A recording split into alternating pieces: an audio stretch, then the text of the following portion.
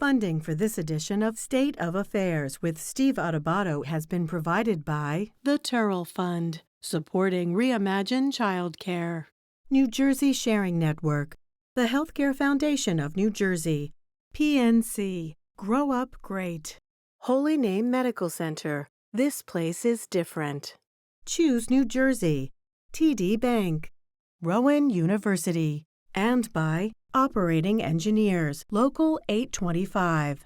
Promotional support provided by AM 970 The Answer, and by NorthJersey.com and Local IQ, part of the USA Today network.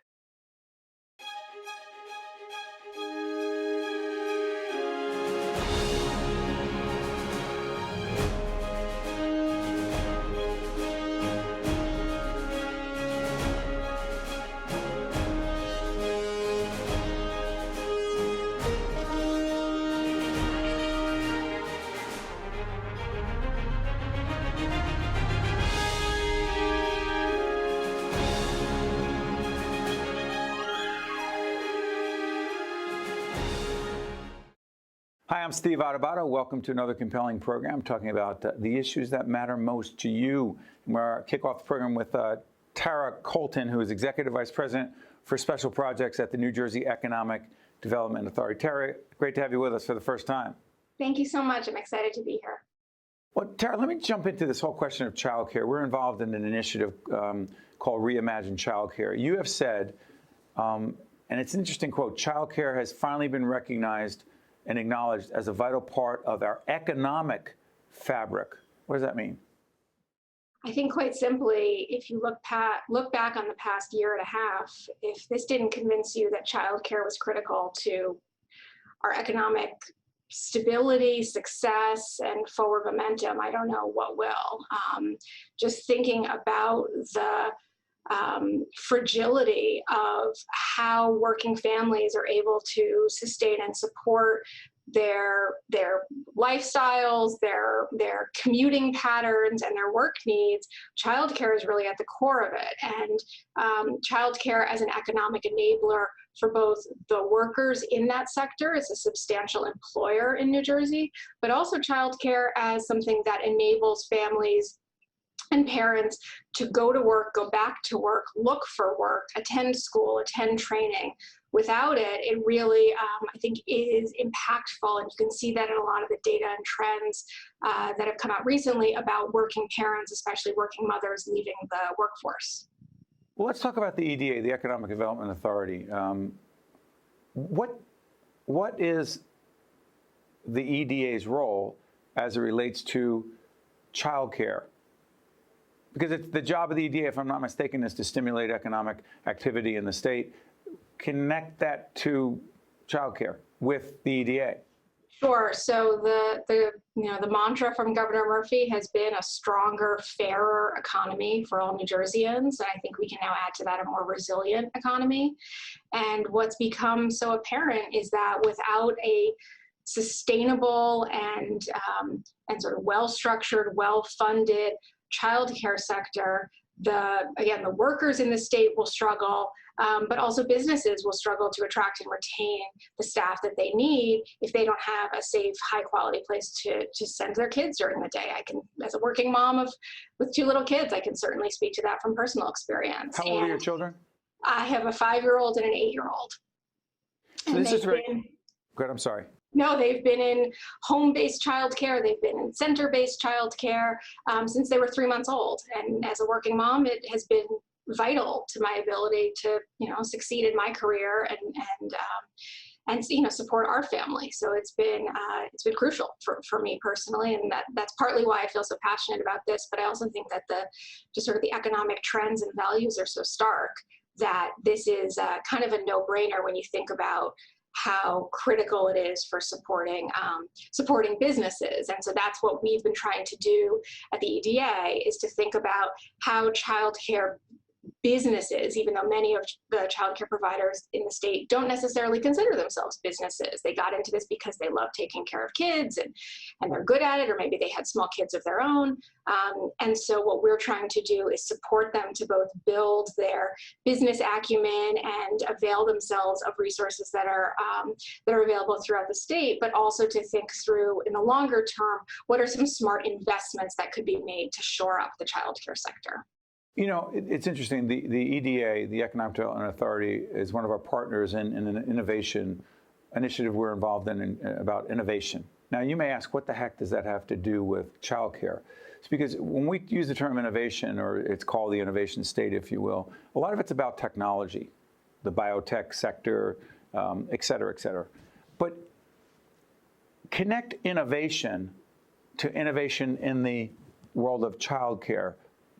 A, how much has it innovated and evolved? And B, what does it need to do to innovate moving forward? Yeah, it's a great question. I mean, I think the state of providing childcare and really the focus of a lot of, under Governor Murphy's leadership and our Department of Human Services, Department of Children and Families, they've really focused on both innovations around curriculum and early childhood education, but also on raising the bar when it comes to quality. And so there's a system called Grow New Jersey Kids, which allows providers to enter into a rating system. And if they receive higher ratings, based on certain objective criteria, they're able to receive higher payments through the state's subsidy system if they enroll low-income children. And so one of the areas where we're recognizing there's a gap is that there are many childcare providers who would love to be able to advance within that system, but they don't have the resources to make some of the improvements that are needed in their facilities to then be able to qualify for that higher rating and ultimately that greater level of revenue.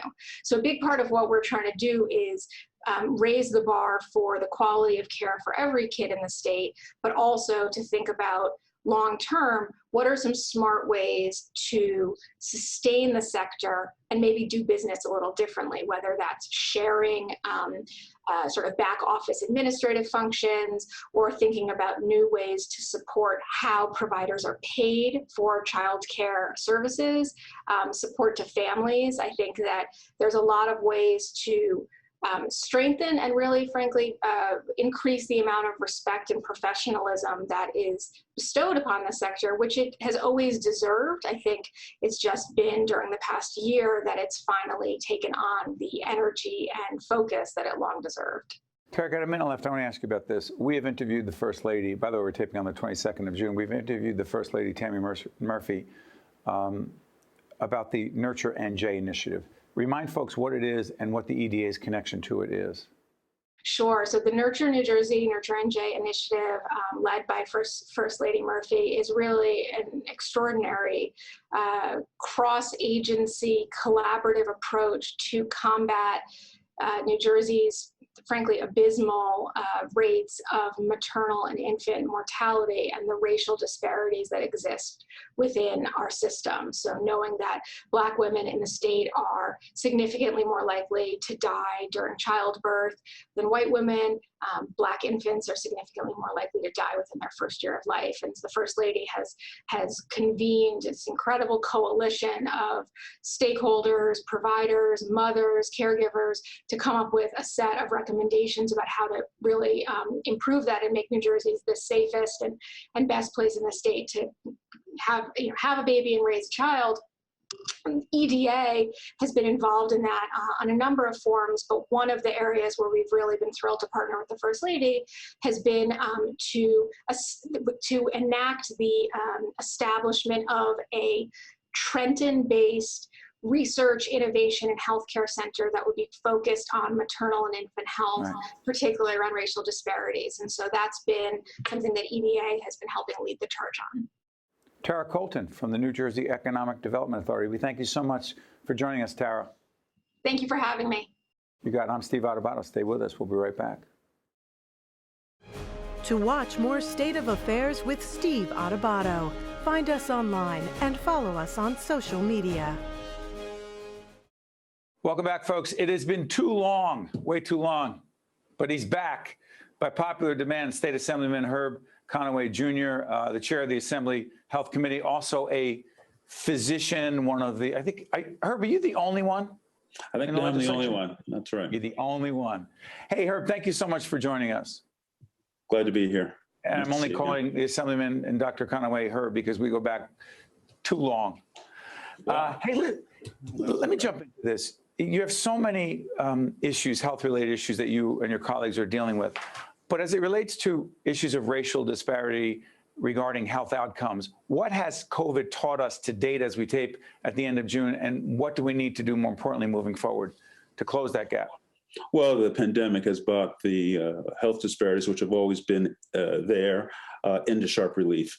When you look at the statistics on who became ill, who died of COVID, who is getting vaccinated for COVID, or rather against COVID, you see that there are disparities. Again, racial disparities that have always been there, but because of the glaring light of pandemic, has brought these issues to light and has rightly caused government officials and healthcare officials, public health officials to pay more attention to the issue and to take steps to address it.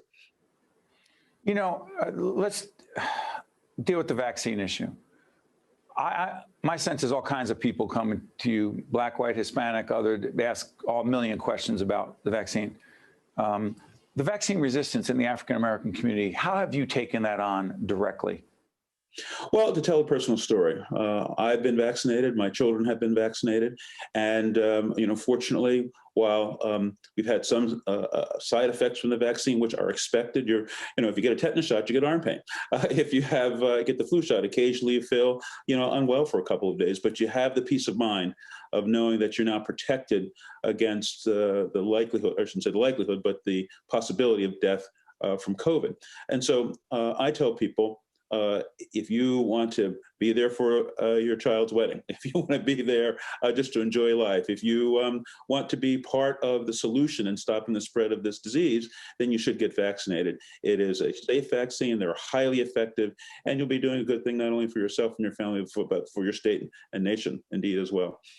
Herb, it's so funny you say this. My wife and I are going to a wedding with our kids at the end of this week, and it's a close friend, but go back when we were kids, growing up in the old neighborhood, and he's not vaccinated. His wife's not vaccinated. Their kids aren't vaccinated. When I pushed him, I'm not going to say his name because people might figure it out.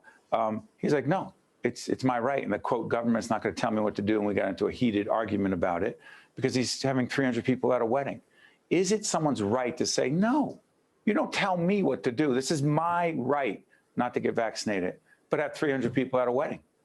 Well, it is your right to say no, but it's also well within the government's responsibility to take measures in response to your refusal to vaccinate. We do this in the vaccination program for school-age children. You have a right not to vaccinate your child, but the government and society also has the right and the responsibility to say, then your children need to be excluded from school. Employers, you have a right not to get vaccinated, but employers, particularly private employers, can say, you're a threat to my workforce.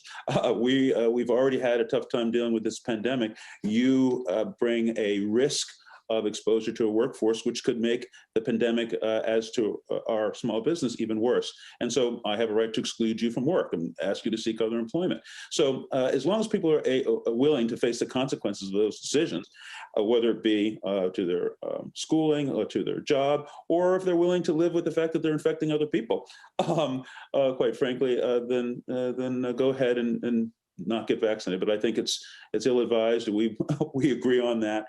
And hopefully with constant reassurance and I would say kind reinforcement of the need to get vaccinated, people. Yeah, I need to be kinder to friends who are resisting. I always say, listen, you have a choice to make that decision, but don't think that it doesn't just affect you. But I'm not a physician. He is.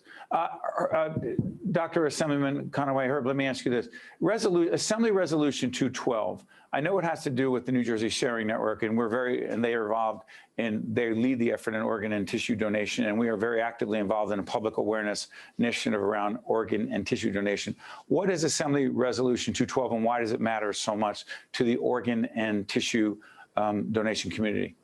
Well, the New Jersey Sharing Network here in New Jersey over the last 30 years have saved more than 15,000 people, have enhanced their lives, and we want them to continue to do that. They have been able to increase their procurement of organs over that period of time. And unfortunately, the Trump administration at the time was pursuing policies which might have shut down half of the operations in the country, depriving people of life-saving tissues and organs.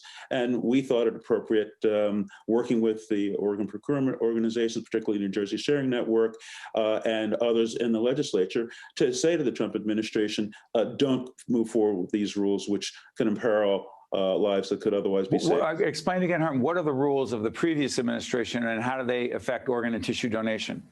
Well, they were changing some of the reporting rules that would have made it very difficult for the organ procurement operations to in fact, procure organs and distribute them to people who needed them.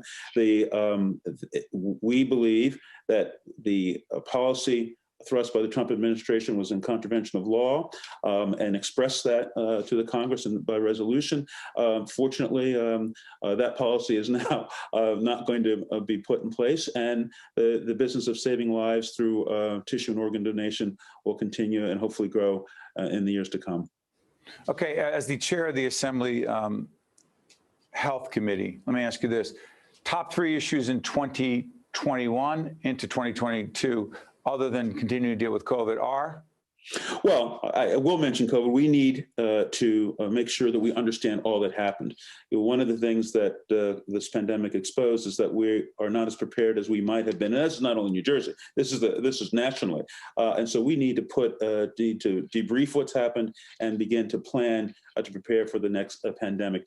We need going forward in the coming year to deal with this question of racial disparity around healthcare. We know that it exists. We've taken a number of measures in terms of telehealth, providing a means for hospitals to partner to develop housing. Housing means stability for individuals in the population area of the hospitals that will allow the provision of healthcare, education, job training, transportation to and from doctor's appointments that will enhance the lives of people who have unfortunately done without. And I think going forward too, we need to understand data and acquire as much data as we can in the healthcare space, indeed all space, but particularly in the healthcare space, because that needs to drive policy. It has been driving policy, but we know that we can improve our ability to capture and manage data and use it for the popular good. Thank you, Assemblyman Dr. Herb Conaway, the chair of the Assembly Health Committee. Thank you so much, Herb. We look forward to having you back again real soon. I'm looking forward to it myself. Be well and stay well. Same to you. I'm Steve Adubato. We'll be right back. To watch more State of Affairs with Steve Adubato, find us online and follow us on social media. We're now joined by the mayor of the second largest and most populated city in the great state of New Jersey, Steve Fulop. Hey, Mayor, how you doing? Good to see you, Steve. Good to be back on. Yeah, Mayor Baraka and Newark asked me to just introduce you that way. Is that okay? Obviously, I'm not surprised, but we'll see when the census comes out at the end of August. Oh, yeah, by the way, we're taping on the 22nd of June. I may have outdated myself in a lot of ways right there. Hey, Mayor, help us understand this. Right now, jump into COVID. We'll do economic development in a second. Right now, as we do this program, if I'm not mistaken, 46% of the people in Hudson County are fully vaccinated. What does that mean, A, in Jersey City, a part of Hudson County, in terms of a whole range of things, economic issues, school issues, business, et cetera? Talk to us, Mayor. Yeah, I mean, we're over 50% here in Jersey City. Our team has done a really good job. You see businesses obviously reopening, not only reopening, but, being filled to capacity at restaurants, which is nice.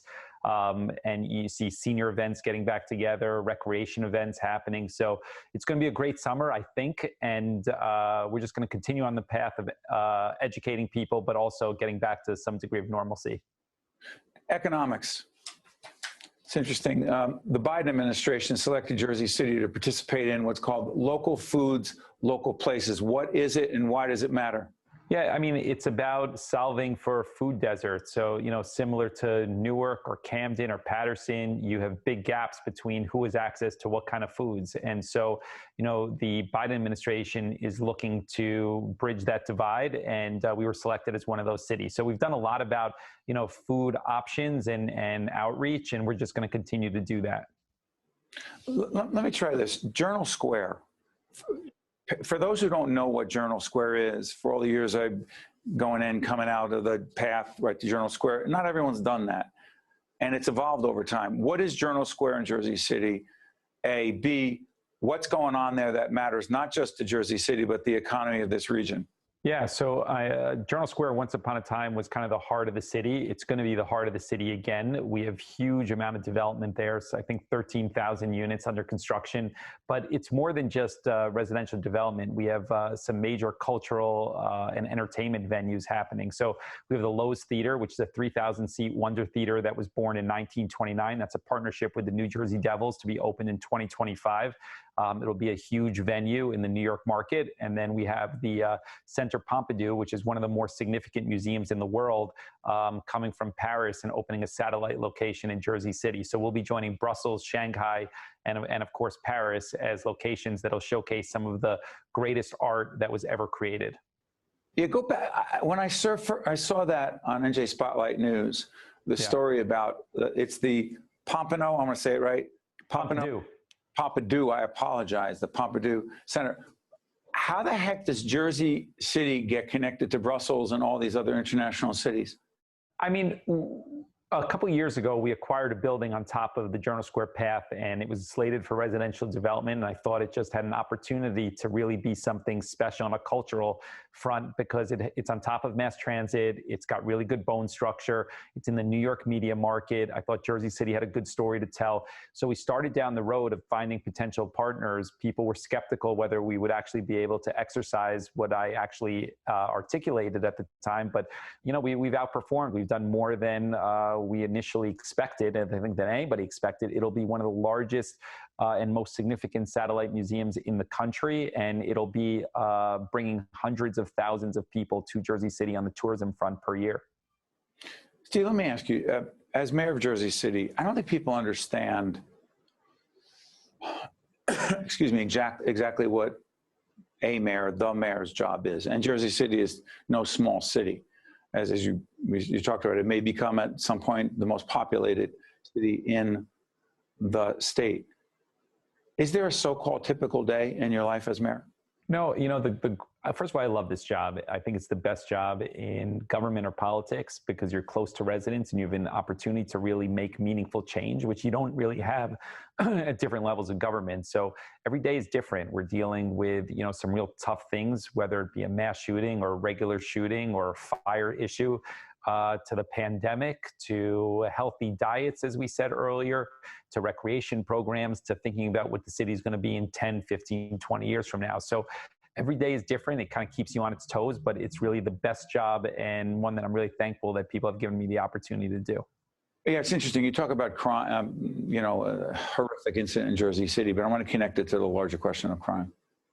So economic development, economic activity, it's not commentary or analysis. It's just a fact that is tied in many ways to people's perception of safety, or how safe they are or are not. So here's my question. What are your views, Mayor, of those who argue as it relates to the issues connected to police interactions with the minority community, which have been well documented, and clearly police reform is long overdue? Defunding the police, what does that mean to you, and what are your thoughts on it?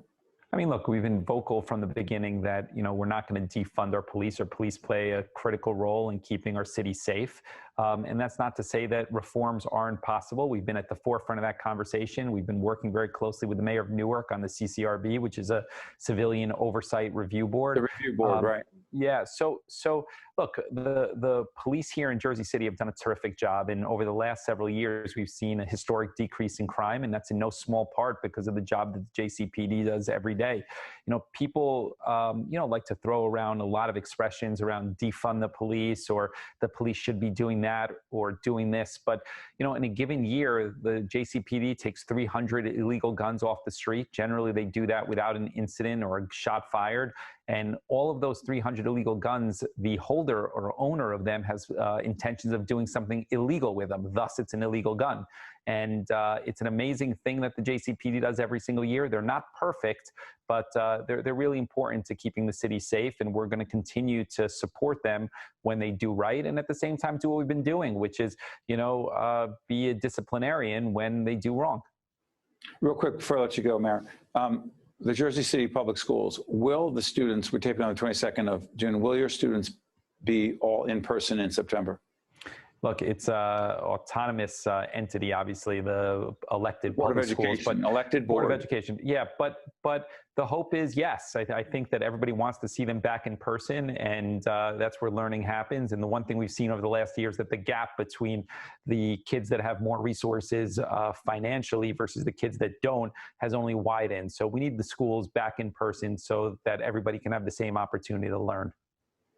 You know what, Mayor? Why don't we have you and your colleague and friend, Raz Baraka, the mayor of the great city of Newark, together, not to debate population figures, but to talk about a whole range of issues you have in common and how you see the challenges that each one of you face as mayor. Why don't we do that? Because you wind up talking behind each other's backs when you're on with me, and that's just not good.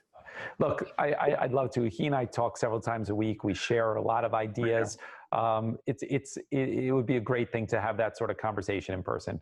By the way, for people who don't realize, I was joking. They do not talk behind each other's backs. Mayor Steve Fulop of Jersey City, thank you so much, Steve. Great Steve, having you with us again. I'm Steve Adubato. That's the mayor of Jersey City. See you next time. State of Affairs with Steve Adubato is a production of the Caucus Educational Corporation. Funding has been provided by the Tara Fund, supporting Reimagine Childcare, New Jersey Sharing Network, the Healthcare Foundation of New Jersey, PNC, Grow Up Great, Holy Name Medical Center, Choose New Jersey, TD Bank, Rowan University, Operating Engineers, Local 825, and by these public-spirited organizations, individuals, and associations committed to informing New Jersey citizens about the important issues facing the Garden State, and by Employers Association of New Jersey. Promotional support provided by AM 970 The Answer, and by NorthJersey.com and Local IQ, part of the USA Today network. New Jersey's early educators and childcare providers are more than twice as likely to live below the poverty line versus the general workforce. Reimagine Childcare, formed by a coalition in New Jersey, is dedicated to improving accessibility, affordability, and quality of childcare and reimagining the way we support these essential providers. Learn more by visiting reimaginechildcare.org.